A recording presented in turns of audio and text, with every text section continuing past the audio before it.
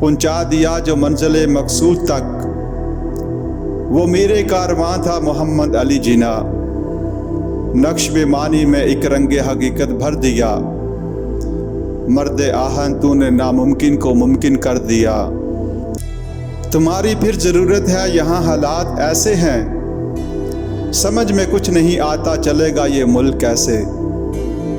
बिस्मिल्लाहिर्रहमानिर्रहीम। अस्सलाम वालेकुम। आज़ादी के बाद पहला पैगाम। दोस्तों, कायद-ए-आज़म की दास्तान हयात से सनवार जायज़े में सन आता है 1947। 3 जून को कायद-ए-आज़म ने तकसीम के मंसूबे पर अपना पैगाम नशर किया।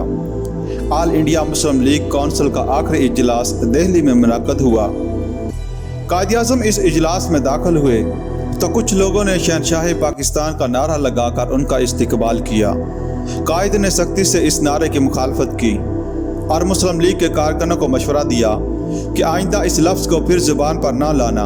फिर बड़े फ़ख्र से कहा, मैं पाकिस्तान का सिपाही हूँ, शहंशाह नहीं। यह जमहूरियत होगी, बादशाहत नहीं। इसी साल 19 जून को कराची को पाकिस्तान का दारुल हुकूमत करार देने का फ़ैसला किया गया। 4 जुलाई को ब्रिटिश गवर्नमेंट ने इंडिया इंडिपेंडेंट एक्ट पास किया। कायद-ए-आज़म अपनी बहन मोहतरमा फातिमा जिन्ना के साथ 7 अगस्त को कराची पहुँचे। 11 अगस्त को पाकिस्तान की कानून साज असम्बली से खिताब किया। असूल आज़ादी के बाद ईद का अव्वलीन पैगाम 18 अगस्त को नशर किया।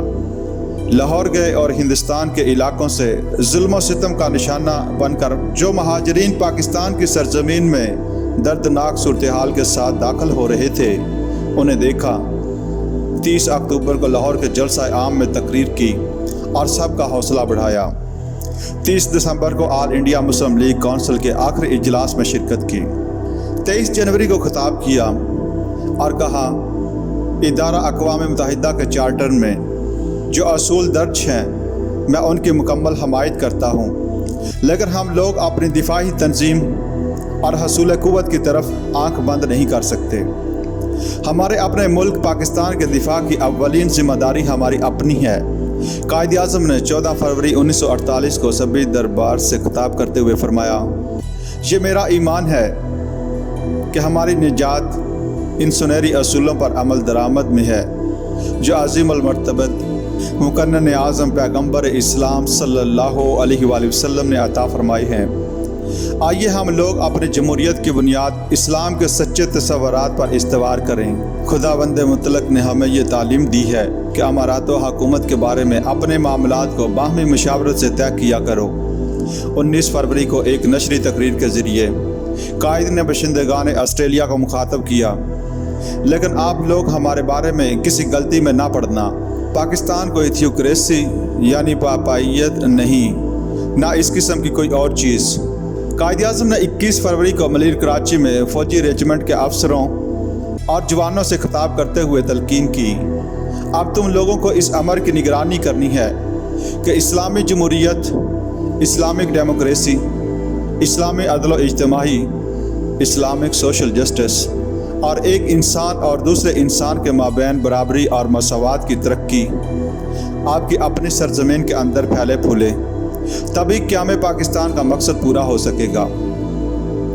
21 मार्च कायद-ए-आज़म ने ढाका के जलसा आम में तकरीर करते हुए फरमाया, तुम्हारे दुश्मन जब क़याम पाकिस्तान की मुहिम को रोकने में नाकाम हो गए तो उन्होंने इस नामुरादी से बदहवास होकर इस बात पर अपनी तवज्जो मरकूज़ कर दी कि खुद मुमलकत पाकिस्तान को दरहम बरहम करें और मुसलमानान पाकिस्तान के अंदर तफरका अंदाजियाँ करें और इनको आपस में लड़ाएँ।